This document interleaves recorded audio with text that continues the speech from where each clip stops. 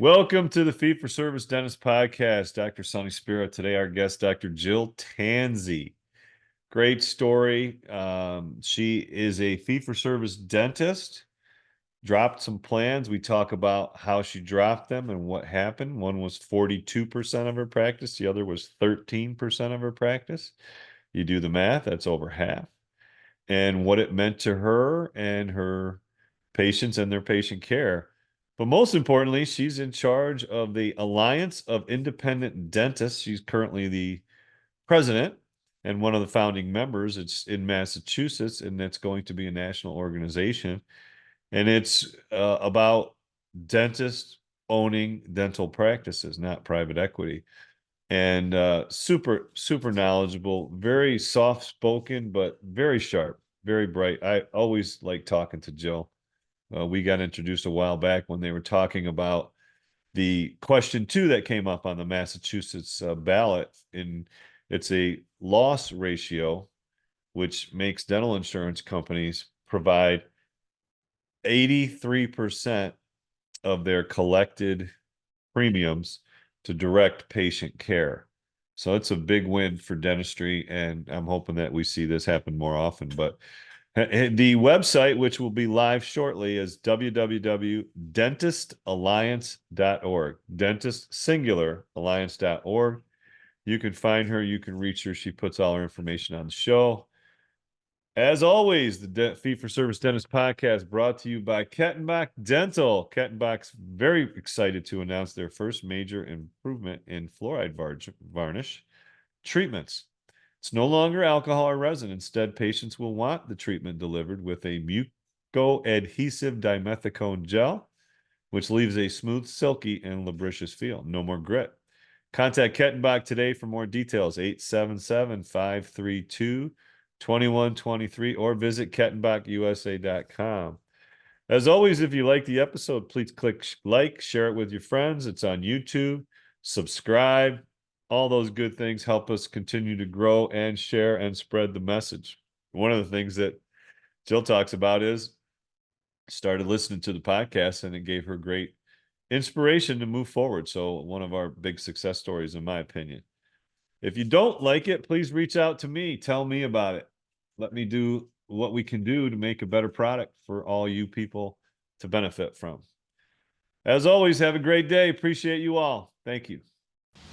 My name is Drew Burns, and I'm a part of a small group of dentists who believe something crazy. We believe that the standard of care is just not good enough. We demand the best of ourselves and the best for our patients. We believe that the best way? No, the only way to practice dentistry is on our own terms. If you ask the dental consultants or the corporate CEOs, they tell you that what we're doing isn't smart, that fee-for-service dentistry is dead, and that the golden age of dentistry is over.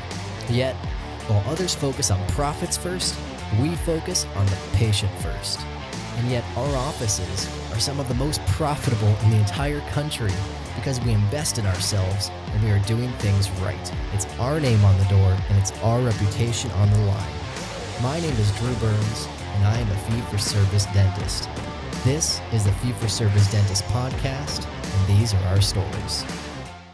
Welcome to the Fee for Service Dentist Podcast. Today, our guest, Dr. Jill Tanzi. Jill and I met a while back, her and Christine Grazioso, who goes by Love Peace online because she's a nice girl. So we met and we talked. We did a live thing on our Facebook group and the Fee for Service group. And when they were talking about getting this alliance of independent dentists, which is what it is now called, together, and in Massachusetts, basically educating and understanding dentistry and getting the legal part so that we can have an equal seat at the table and even further. So we're going to learn a lot more.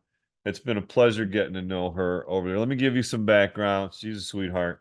She originates from Oxford, Massachusetts, where she graduated valedictorian from Oxford High School. So I'm over my head, folks, right away. All right, let's just call it what it is. She obtained a BA cum laude in biology from University of Rochester. So she's familiar with Wegmans, as we were talking offline, and has a DDS from the University of Maryland.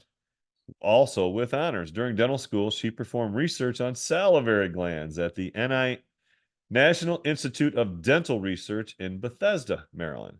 After graduation, Dr. Tanzi worked in private practice for 3 years in the Philadelphia area before returning to Massachusetts to open the dentist at Hopping, Hopkinton. Hopkinton. Mhm. Hopkinton? Did I get it? Yeah. Hopkinton in 2003, the year Syracuse won the national championship, I'll say. Mhm. She also is a student of the Midwest Implant Institute outside of Columbus, Ohio. She was a volunteer, also helping to pass question 2 in Massachusetts, which I hope most of you know about. If you haven't, we're going to learn a little bit today. She is president and one of the founding members of the Alliance of Independent Dentists. Please welcome Dr. Jill Tanzi. Jill, how you doing today?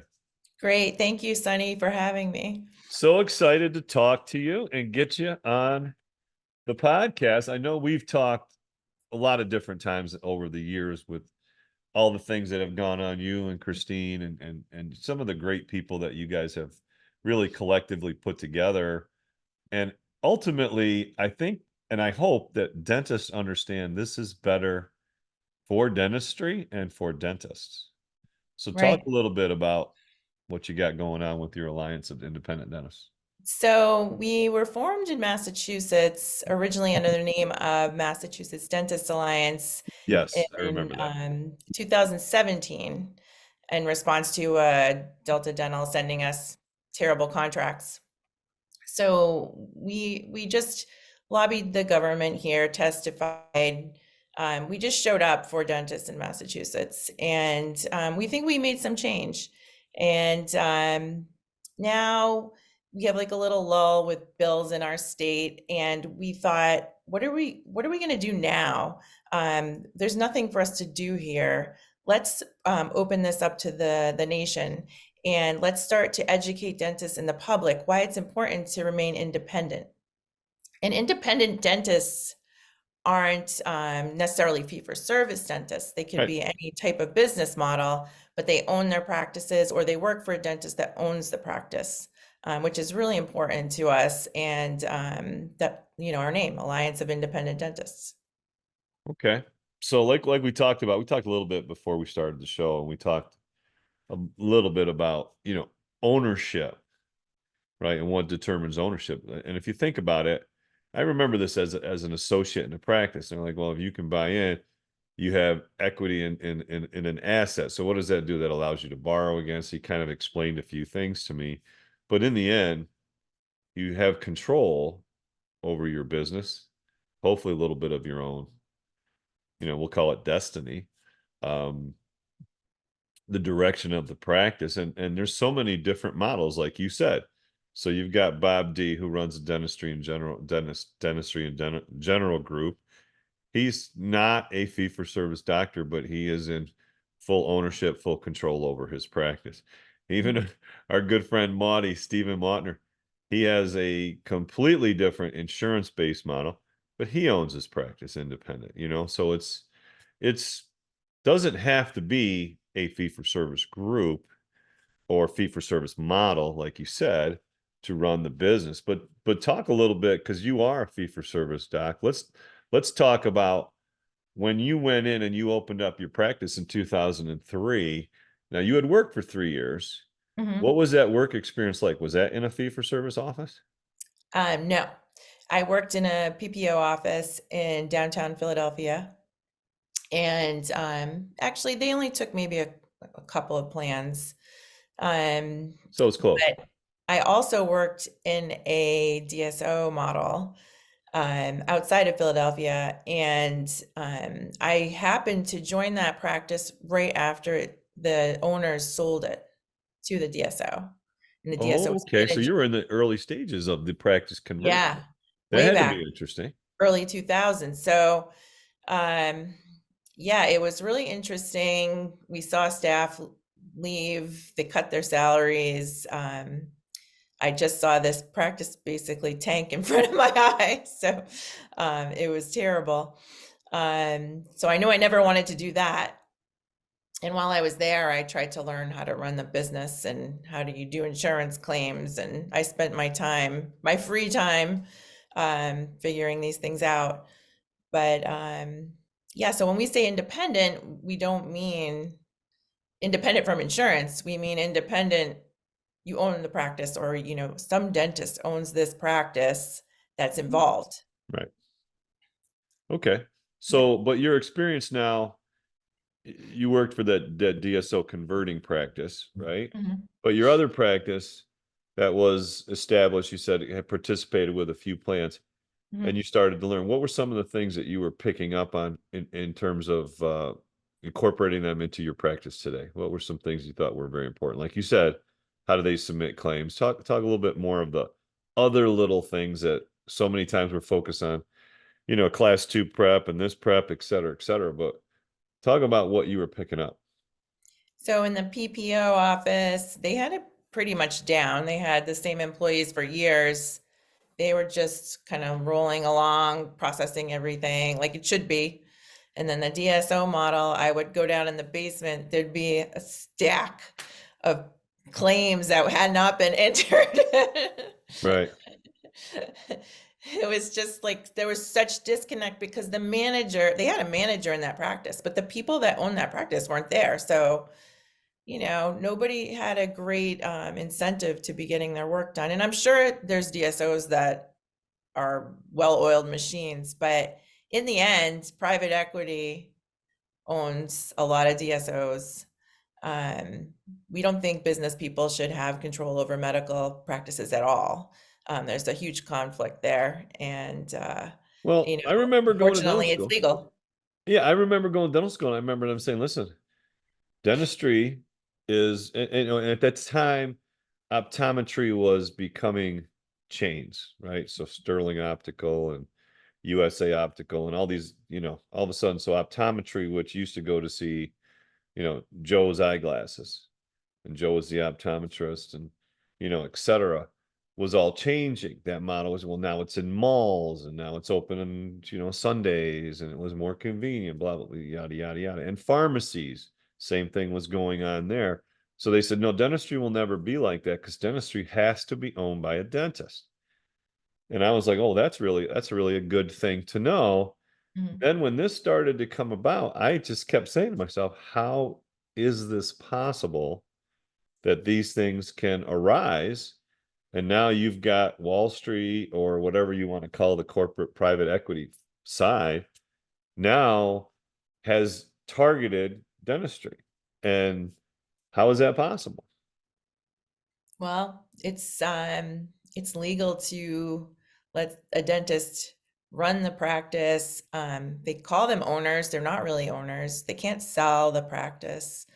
Um, I think there was a case in Florida a while back, and I'll have to find it, where the owners actually ended up taking over the practice because they were the ones that were in control. So I don't know if that will ever happen to more DSOs, but um, So they if they're have to calling use, someone an owner, but they have to use someone's license, right? right? So those people with the licenses took over the practice, even though, I don't know if they had to buy it back or what, but um, it it's just so phony to me that, you could be going to a practice as a patient and you don't know who the owner is. You should know this. It should have to be published on a website. Right. Um, I don't know why it's not, but it's just trickery in my view. And I feel like independent dentists need their own group. The ADA represents everybody. They represent DSOs. DSOs have a huge influence on the ADA right now. Yes, they do. And yeah, so they have, I forget what it's called, the ADSO, Association of DSOs. They have their own group. We need our own group. We're still the majority, and we need to educate each other about why you might not want to sell your practice to a DSO. If the DSO really wants to buy your practice, it's probably a very valuable practice, and you should try to sell it to another dentist. You have to start early, but it's not always financially beneficial to sell to a DSO either. And we're going to have Christine come on and talk about that on our Facebook page. I think these things are really important. There's a lot of trickery out there. Right. Um, you need to be an astute business owner. And let's say you own a business and you're sick of owning this business. You still want to practice. You don't want to leave your practice. Don't sell to a DSO necessarily. Hire a business manager, outsource some things, make it so it's easier on yourself. You know, what's really funny is Bob D mentioned this too, and I've seen this happen.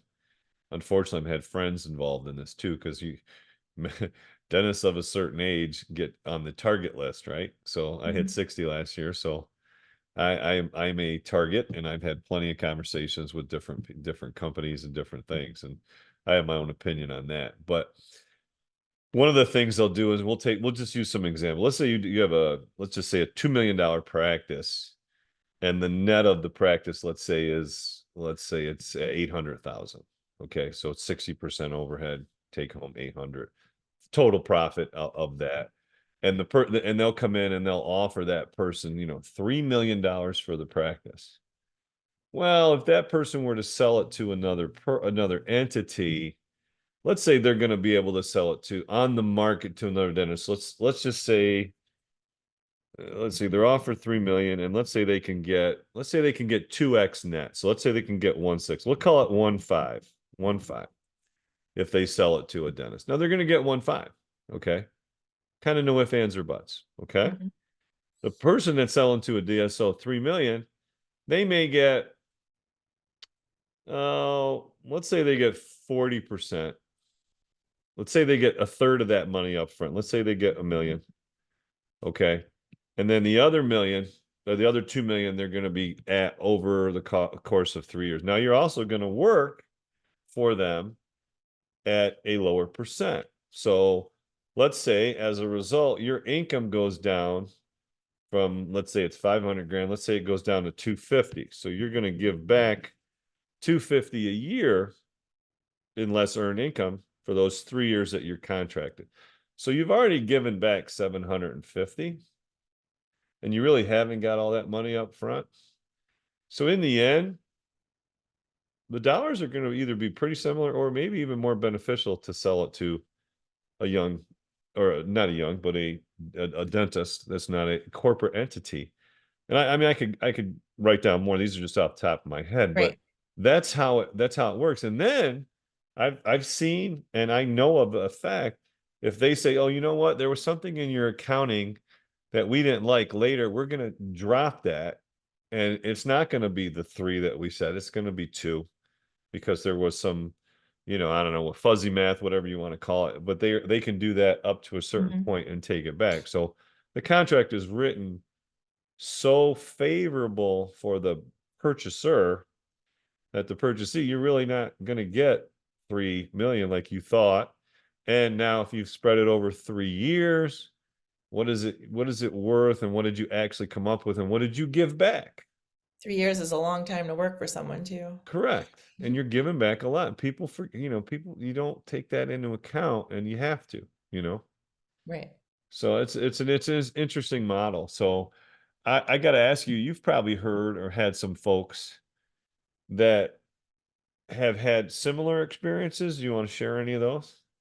Yeah, well, actually, Christine probably a lot more than I do. I mean, I've heard of these same problems. I've heard of someone selling their practice to private dentists and then turning around and selling to DSO, which is really heartbreaking. But yeah, there's a lot of stories out there. Christine has an excellent presentation about all the research she did. But a lot of these people can't really even talk about it because they sign non-disclosure Right. agreements. So you have to understand that the few stories you've heard, multiply that by 10. Like these people don't talk. They're not allowed to talk. Okay, I got another good one for this. Is a close friend of mine.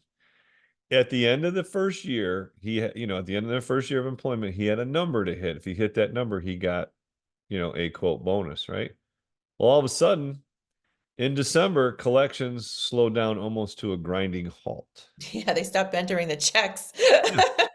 And of course, he missed the number by, let's say it was supposed to be 1 million. It came out to be $990,000. Well, no bonus. Mhm. And then, when you ask about it, something is software, and it's as dirty as it comes, and Yeah, it comes down to follow the money, right? So if right. we can do that, upset you for a little bit, we keep the 200 grand that we should have paid you. Yeah. So That's I think there's groups like ours all around the country. I know there's one in Kansas. There was one in Washington State. You know, Bob D has his own little group going. Um, what we want to do is we want to have a platform for everybody to collaborate um, on the Facebook page. You don't have to be a member, a paid member. You can just be an independent dentist, come on there, let's all collaborate. Um, but we also do have a membership option where you can go into our website, maybe watch some of our old videos. We're going to try to publish everything on there. But what we want to do, we have some money because, you know, we've been around 6 years. We're going to do a pilot program in Massachusetts to start where we do a public PR campaign to educate the public about seeing independent dentists, people that own their practices. You know, maybe you don't want to see a corporate dentist. I mean, we're going to be tasteful about it, but we're going to have a website where we drive patients to our website and have a directory of all the independent dentists. And then our members can use our logo on their websites. And we just want to create like a national campaign of awareness. Hey, you know, these dentists own their practices. It's not Wall Street. right. And And I think think about a people small like town. that. Think about a small town like where I practice in smaller areas, right? Yes, this is our community. The money goes into and stays in our community, right? So if Yeah, there's profits, who do you think is sponsoring this, and who do you think is right. donating to this, and where do you think all that's coming from? It's not happening if it's corporate, that's Well, it could be, but I think it's less likely to happen. Like that's you like said, they don't have a vested interest here. They don't live and breathe here, right? Like I right? do. And my all my partners and all my docs and all people that work in our team are all part of the community. So we want to be a contributing part of the community. Yeah, And so we can explain this to our patients. We're our, you know, best marketing is each individual dental practice. You have a lot of patients. Educate your patients. What is an independent dentist? We're not owned by an outside group. We're the owners, and spread the word with your friends and look for our logo. And you know, these things matter. now, is there any way for the different states to, different groups that you said that are similar or like-minded, to form a larger mother group? I think this will be the mother group if everyone's willing. We'd like to be the mother group. And a lot of politics is local. So you do need a local group to lobby on your behalf at the state house. Um, or even if you don't have lobbyists, you could, you know, contact your legislators. That happens more on a local level. I don't think we'll ever be able to compete on a national level with insurance companies. Their budget's just huge. Hmm. Uh, I mean, maybe someday, but I think the goal is to let's collaborate as the Alliance of Independent Dentists, no matter what you're calling your organization. You know, we're an alliance, so and we'll be in charge of the PR campaign for now. Like we'll do this for everyone if people join. Now, break down question two and the kind of the landmark movement or decision ultimately that worked. Talk a little bit about the history behind that and then what that actually is. So question two is the dental loss ratio, where insurers, at least in our state, are mandated to pay 83% of premiums towards patient care. What was Uh, it before? what was it before? Not regulated. Not regulated. So what were the stats though? Was it like 50%? Did you have any of that information? So if you are a nonprofit, you can see those numbers. And I really can't remember, but I think Delta was between 60 to 70%, maybe Uh-huh. somewhere in there. But all these for-profits, you can't see those numbers. So that's another thing question two does. It makes the government see the numbers. So it can be regulated. Unfortunately, our state has not even come out with the regulations yet, and they're overdue. They should have been out last year. So we're kind Okay. of in this limbo.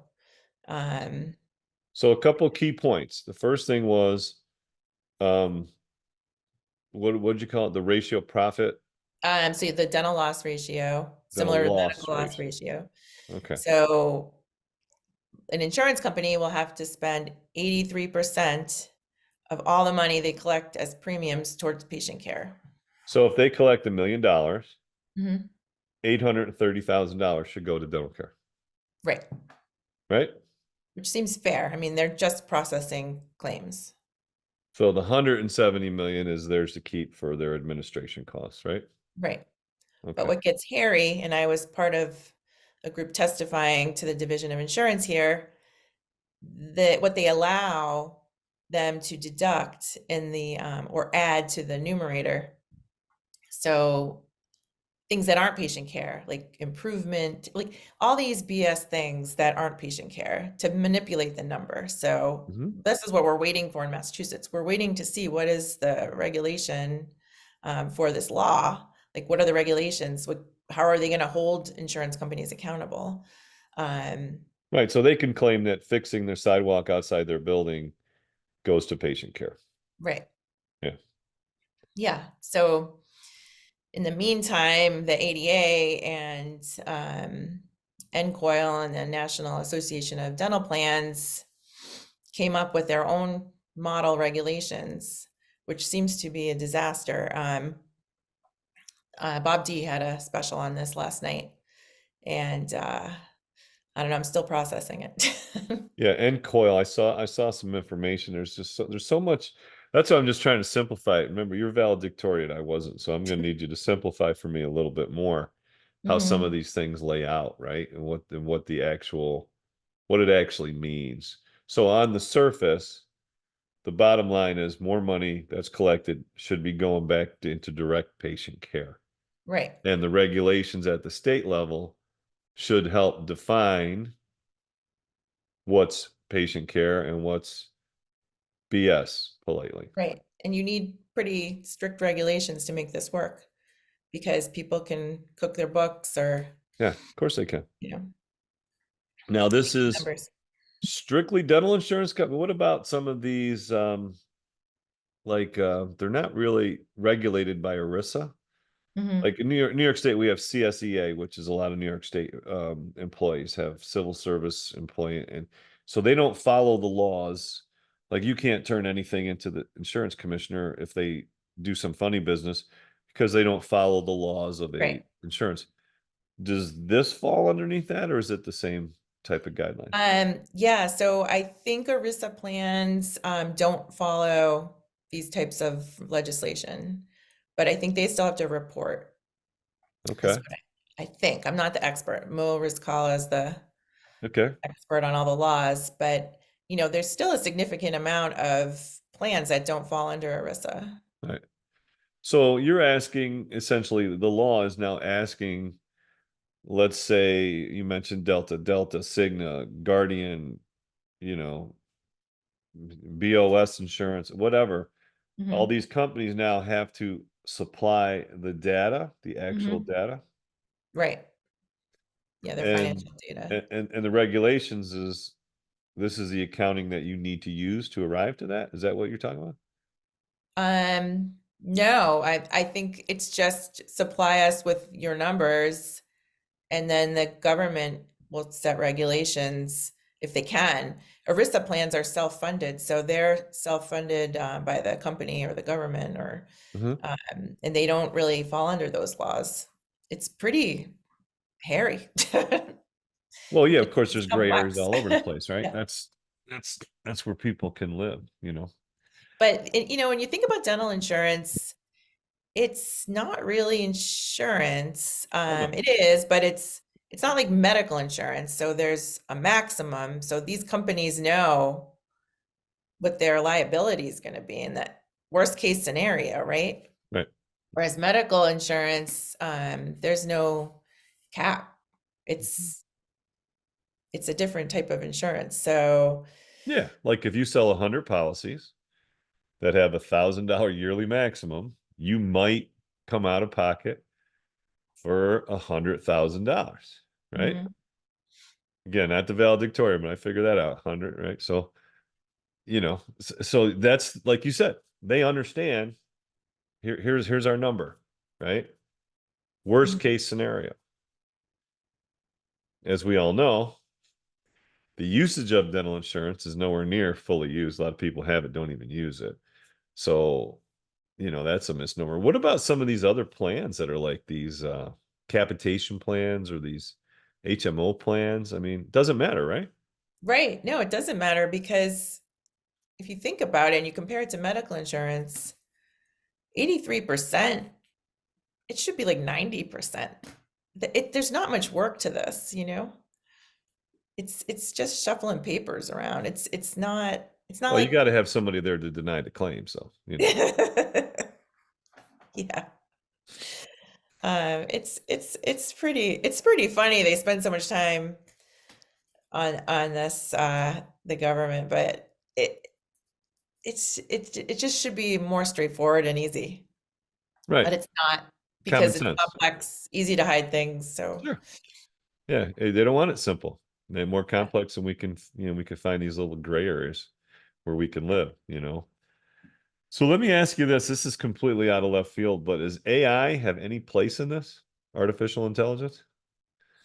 Dental claims or insurance or Either way. Yeah. Like the reporting or the collecting, any of that kind of stuff. um so for when I think of AI, I think of okay, send in your x-rays for claims. We're going to measure the bone loss. We're going to measure Right. if there's a cavity. But we all know that x-rays don't show everything and they're two-dimensional. And so that's where I see dental insurers wanting to use AI, Sure. helping To to reject save, more claims. Um, right. To save them revenue. right. So I'm a little skeptical of AI for that use. Honestly, I've used AI to try to write things, and I don't think it's that good. Well, it I think I can dehumanizes. tell if something's written by Yeah. AI as well. You definitely can. You Yeah. definitely can. There's no doubt about it. And I was writing an article for a magazine about a product review. And I had written it the way I would write it, almost the way I speak, I think has certain way about it. Mhm. And then I saw the approved version. I was like, this doesn't look like anything I wrote. They put it And through AI. it was a whitewashed version of it. And I'm sure it went through some AI thing. And I was like, take my name off it. And then we rewrote it again. I had some help from Ankur Gupta, but it's just it's amazing where it's being slipped in and used in all kinds of places. Your first thought is, well, it's used for bad, right? In Mhm. this scenario for the patient, they're going to deny them claims. And that's my first thinking. But if it's helping analyze the data, would be my thought, and to somehow collectively make insurance ABCD have some uniformity in their accounting procedures, Mhm. then that would be a good thing. It would be, but and ultimately they have to enter that data. So it's still the same insurance company Hmm. entering data. I don't think AI is that good yet. Like, I don't Hmm. know if it could do that. Um, Yeah. Well, the one question I had was to your point, right? It's more than what you see on an X-ray, right? And that's right. one of the biggest things that I have posted a million things about. Like, you see this X-ray, what do you see? Not much. Look at this. Oh my. Okay. So I my mean, we've my all we've all like gone into a tooth. You right, can't see the decay on an X-ray, but you see with your eye. right. See that the enamel's changed, or you see a shadow. You can't see it Yeah. on the X-ray. You just Yeah. can't. What do? Wait till you can see it on the X-ray? Right. So that it's paid for, right? Yeah. Well, the one thing I had to the AI folks like that gave the presentation on the X-rays, I said, what if that little spot that you have in a color of pink, which is, you know, a slight change to the enamel, and now I open this up and it's blown out. Can I go back to the software and say, listen, what you say is pink should be black or whatever, purple, whatever color means large cavity, right? Mhm. Oh no, we don't have that capability yet. So it's not really a learning, it's not really evolving. Mhm. Like like the GPS, right? You put the GPS in your car and it assumes you're going to drive 55 miles an hour. And then after 4 times you've driven at 80 miles an hour, it starts telling you, listen, you're going to get there faster because they know your driving habits. Mhm. It seems like we should be able to do the same with this, right? Right, right. Should Yeah. be should be evolving so that you make it better, more I mean, accurate. maybe the imaging needs to evolve, like, it's just not Right. good enough, right? Yeah, it's got somehow it has to be some human input into what's actual versus what Mhm. appears. Like, like that message on the mirror, things are larger than they appear. Yes, they are. Right. So, talk about your practice and okay, fee for service, you started in 2003. What were some of the challenges that you had when you opened and started your practice with your model, given the climate in 2003 too in Massachusetts? So back in 2003, I signed up with Delta Premier and Blue Cross Blue Shield. It was called Dental Blue. Okay. These were the higher paying plans in Massachusetts. So you were in network then. I Okay. was in network in 2003. And over time, it wasn't bad. And then over time, they just stopped increasing what they were paying. They were becoming more of a nuisance about, what they were covering. So I think probably around 2017, when Delta was really going to slash our rates like 30%, I said, I'd already been thinking about it. Like, maybe I need to get out of the insurance game because I just, I'm taking less and less, more write-offs, more write-offs, more write-offs. Um, so I just started to research it and found Fee for Service podcast at some point. And I had a dental consultant before 2017, Sandy Pardue, Yeah. and I was complaining about insurance. And she's like, Jill, remember, you can't work for zero. You should never work for zero. And that stuck with me. And then, looking at my numbers, so I have to do this. I'm gonna just research the heck out of it, um, talk to different consultants, and then finally, the pandemic. Before I decided to do it before the pandemic. So let me Yeah, so what it for in 2017, what it forced you to do is really, really, really understand yeah. your numbers then, right? Well, yeah, and I knew they were going to cut more at that point, so I had to get out of network. No, but I'm saying, but you really had to. So when she said you can't work for nothing, you had to Yeah, determine, am I working for nothing, right? yeah, and Just I based on was. your schedule there. Right. I mean, but there's a lot of folks, I think that over time you just get kind of comfortable doing things. Why we do them? We do them the You way want we to be busy, right? Yeah. All dentists panic when you have a hole in your schedule. But let me tell you, when you're fee for service and you have a hole in your schedule, you can get a coffee and you don't feel guilty because you're still making good money and you're profitable. The profitability matters. It's Right. not how hard you're busting your butt and how busy you are. You need to enjoy what you do, and jumping from chair to chair to chair is not really enjoyable for me, at least. Um, yeah, I want to help you. I want to do a good job. I know I can't do a good job if I'm rushing. Right. So 2017, you look at your numbers and you're like, whoa, we're Yeah. either at cost or above cost. Some things were still fine, but you want to be profitable on every procedure you do, not Right. guessing what is this profitable, is this not profitable, should I be doing this procedure in my practice, should I do an extraction or send it to the oral surgeon because I don't want to lose money on this extraction. So take the one insurance plan you just mentioned, right? So Yeah. in before my previous question, you said, let's say they were at a 70%, like 70% was going to benefits.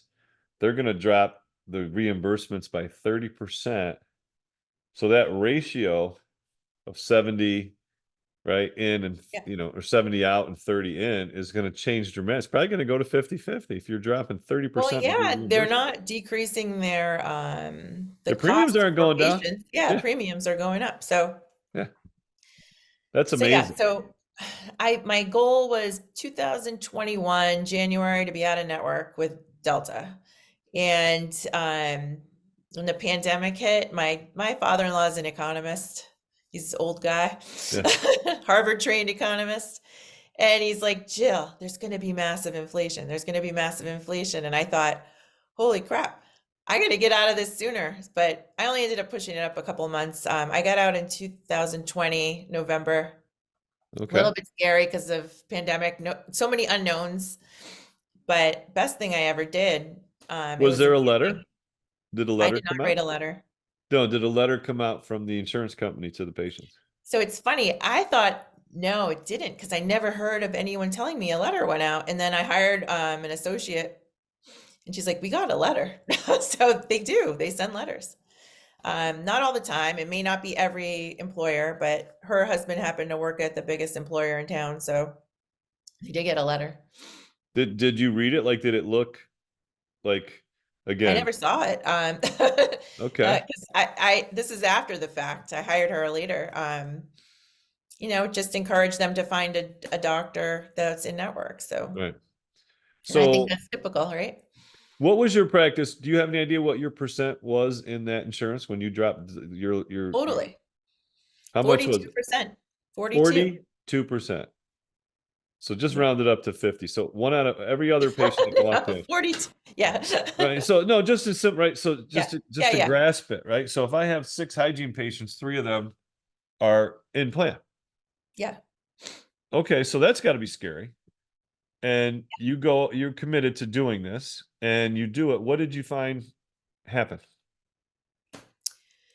I found that we just put other patients in their spots. And they don't all leave at once. So they leave over time, and some of them come back, and you're always getting new patients. So we still had a busy hygiene schedule. There was really nothing to be afraid of. Okay. Did Yeah, you see, and I think you have to get over the fact of seeing holes in your schedule because you mentioned that right. too, right? But I knew half those patients didn't need to be there, and holes isn't bad, because Gotcha. holes is a night guard. I can put a night guard, my hygienist can scan. Holes can be other things. Doesn't have to be a hygiene patient. And hygienists can do other things. They can see emergencies. And often it's higher revenue procedures. So yeah, Okay. more scaling and replaning. Now there's places to book it. We couldn't even book them before. What did your revenue look like in terms of okay, let's say your revenue is at X. You start November, you're gonna go out of network. Did it go X minus this or did it go X or X plus? What did you see? 12% up. Huh? 12% up. 12% up, and you probably say maybe 20% less busy? No, no, maybe No? 5%, Well, 5 to 5%. 10%, Okay. maybe 5 to 10%. Okay. But not even. It may have been zero. But We're just a busy practice. but you're We're working one of the smarter. biggest practices in the area, and Uh-huh. um, one of the things that I regretted, didn't really make a difference too much, but I think a lot of practices do this. You have to up your marketing. Like, I didn't do it, but it really helps. Josh talked about this, yeah. Yeah, you A lot really of, should get that in place before you do it. now you said you were in Delta Blue. Did you drop them too in the same time or what? Mental Blue, no, we dropped them in 2022, I believe. So after. Yeah. What A was that smaller number like? percentage. Huh? So it's a smaller percentage of what we have. Maybe like 13% of the patients were dental Wow. blue. So of all the people I've interviewed, most everybody would say, okay, we're gonna drop the smaller one first. Yeah. Kind of we're gonna go in the shallow end first before we jump into the deep end, right? Well, But I you, was worried about inflation, so I went for the big one. And yeah, my point is, right, there's no right pathway if you're no, committed to doing it and you understand your why. right. Now, did you get some pushback from your team? No, I I I I spent 2 years prepping my team. Like, I Okay. was just really, it may have been overkill. And a lot of team members changed too, but I think patients and staff members have some clue that, insurance is not 100% on their side now. I think when I started practicing, people liked and trusted insurance more. Now all these people have high deductibles. They're paying a lot of money out of pocket, even though they have insurance. So no one really likes insurance. So it makes it a lot easier to drop insurance when no one likes insurance. Gotcha. So they become less addicted to their insurance, Right. right? Okay. So yeah, All right. so after all of this, um, I forgot the number after I dropped Blue Cross, but yeah, we were up a lot after we got out of both plans. And my salary probably my take home doubled. So just because we're more profitable now. Let me ask you this part now. What about the daily task sheet that is done at your office in terms of um, insurance, follow up, follow through? Do you still like copay and still bill the insurance directly for your patients? How do you administer your fee for service practice? So we don't consider ourselves fee for service. We consider ourselves out of network Out of network. because Yeah, same here. we take copays. Yeah. We research every single plan. So if your plan pays you directly, we take the entire amount up front. Yeah. We still process the claims. If we know that your insurance is going to pay us, then we just take your copayment. But we are very transparent. We let people know ahead of time. Even when we went out of network, we call the patient 2 weeks ahead and say, just want to remind you, you're going to have to pay up front for this visit. Remind them why. And I think patients, it always goes better if you just are totally transparent. You never want to try to trick anybody. Uh-huh. Okay. So, um, the next part, which you just brought up, in Massachusetts, is there a law that if a patient wants the check to go to a provider, the check has to go to the provider, or no? Yeah. Yeah, it's New York's the same way. Yeah. And Delta's the big one. Like Delta, no matter what, if you're not in network, the check goes to the patient, even though if the patient wants the check to come to you. Right. they- And our group we've had a bill for years now, assignment of benefits. Yeah. It's not going anywhere in Massachusetts. The lobby for the insurance company is just too strong. So that's part of the reason why we're done with that for the year. Yeah, but And to me, what's the difference to what's the insurance company? What is the difference? Whether you oh, send there's a huge difference. It no, helps them keep people in network because they're so afraid right? that the patient can't afford the payment up front. But everyone Well, has no, credit no. cards. But if I'm insurance company B and I write a check for $100 and I send it to my subscriber or I send it to their provider, I'm still sending $100 check. Right. That doesn't matter. But what matters is they want to keep people in network. So this type of procedure, Benefit. yeah, it keeps people, it keeps dentists in network because they're scared to ask their patient to pay upfront for the entire cost. And it is hard. Some people maybe they can't afford a crown, the full payment upfront. So I get it. But you know, some insurance plans still pay the office. So if you keep agreeing to all these bad rules, then Yeah. we only have ourselves to blame. Right. And then also the mindset, right? Well, if you stay in network or if you go see a doctor in network, you don't have to worry about it. The check's going to go to Yeah, them, gonna go to right? them. So it's a mindset too. They want to create the addiction and dependency, right? Mhm. And So like you said, you're starting to break that. I have some interesting data from my practice about this, and I checked this 6 months ago. So Delta Dental, they have there's Delta Dental of Massachusetts. They always send the check to the patient. So Just those like New patients York. always have to pay up front. Yep. So when I went out of network, 80% of my patients were Delta Dental of Massachusetts. 20% of my patients have employers outside the state. So they might be Delta Dental of California, Yeah. Yeah. Dental New York, wherever. And those 20%, there's a good portion of them that still pay the office. So we didn't want to make a blanket statement for all deltas. We check each policy, and you do have better retention of patients where they pay the office. So we didn't want to say everyone had to pay up front. And I think that's key. You don't want to just treat everyone the same. You do, but you don't want to, in the insurance game here, you want to make sure you know what the plan is going to do. Knowledge is power. Mhm. Great stuff.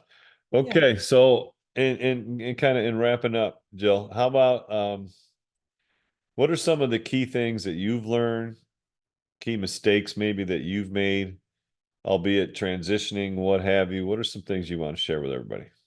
Well, I think we talked about, when I went out of network, not having the marketing plan. Mhm. That was a mistake.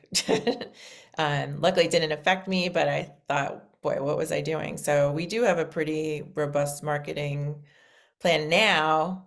I'm a little older. I don't like doing the social media stuff, but hopefully having some young blood in the practice will get some of that going. Um, so I don't feel like I've made a ton of mistakes.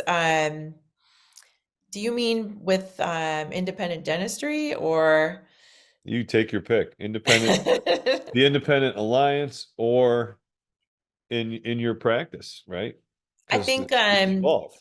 in independent dentistry, um, probably, spending a lot of time lobbying or talking to your representatives, it's worthwhile, but maybe not spend too much time on it if the insurance lobby is so strong in your state, because it's just kind of a dead end in a way.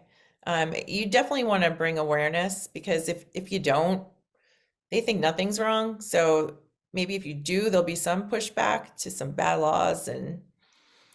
But I think as an organization, we may have spent a little too much time on that. But speaking up does help. We did stop mid-level providers in the state. And I definitely have to give credit to our organization for that, because our own dental society here supported mid-level providers. So, and we got them to change their minds.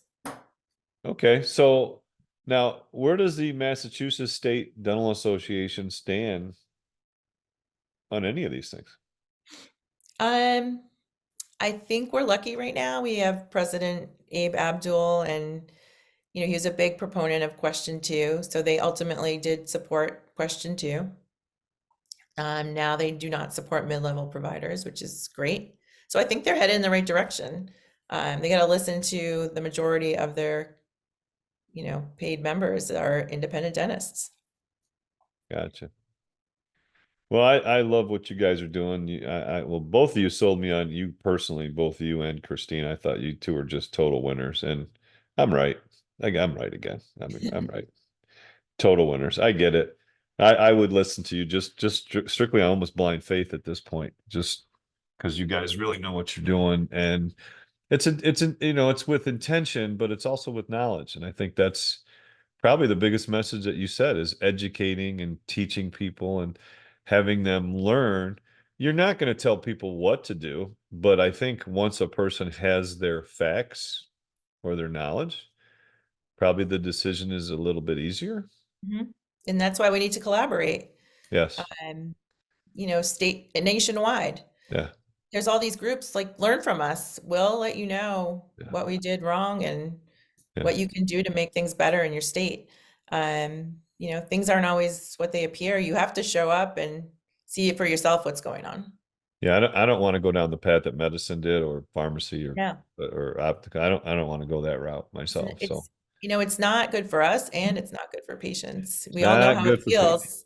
We know Well, how it feels to go to the doctor, right? Like, yeah. I love my doctor, but if I can see him, I'm lucky. Well, yeah, but I have to see a nurse practitioner, I have to see a PA, look you know. what's happened to our trust in the public. We used to be the number one trusted professional source, and now we're way down. Mhm.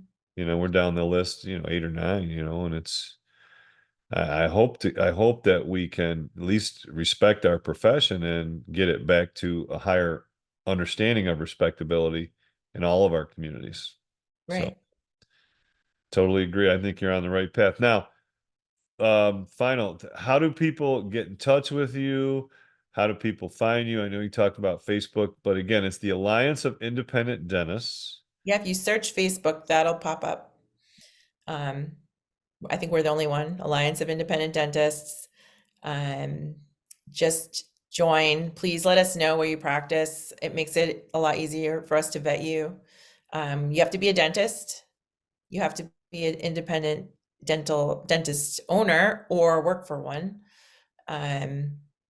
These are important because, why are you there if you're not? This is all about independent dentistry. And then just stay tuned because our website's coming out next week, and we want to get that directory built so that we can, drive patients to our practices and just have a huge PR campaign across the nation about why it's important to see a dentist or a doctor that is not owned by Wall Street. Yeah. Good point. People want to reach you, right? Mm-hmm. Again, I hope I don't tear this up, but the dentist at Hopkinton. Yep. That's the name of the practice? That's the name of the practice. It's www.hopdent.com. Hopdent. I could have said that one. Yeah. And right now, our organization, our email is info@aid-ma.org. We're probably getting a new one since we're trying to be a national organization, but those are really great places you can reach me. And then if you join the group, you can always just send me a message on the Facebook. It's really easy. Folks, this is quality. Jill is quality. Christine's quality. They're great people, and it just comes through. It's authentic. And I just got on your Facebook group. I got an invitation. I think you sent it to me, or Christine, someone of you sent it to me. So I will pass that along to a whole bunch of other folks. I think what you're doing is great, and it's long overdue and needed. And I like the fact that there could be more coordination across states. I think we need this. I think we need the ability to have a voice and have a platform to understand and educate. So I'm in. Yeah. All right. Thank you very much. Thank you, Sonny. Have a great day. Thanks for listening to the Fee for Service Dentist Podcast. If you would like to share your fee for service story, please fill out our contact form at ffsdentistry.com. Also, be sure to join our Fee for Service Dentistry Facebook group. For help starting your dental membership plan, visit dentalmembershipdirect.com and membershipmastercourse.com. Finally, for help with in-house financing, visit dentalfinancingdirect.com. And don't forget, your story is what you make of it. This is your name on the door and your reputation on the line. Thanks, everyone. We'll see you next time.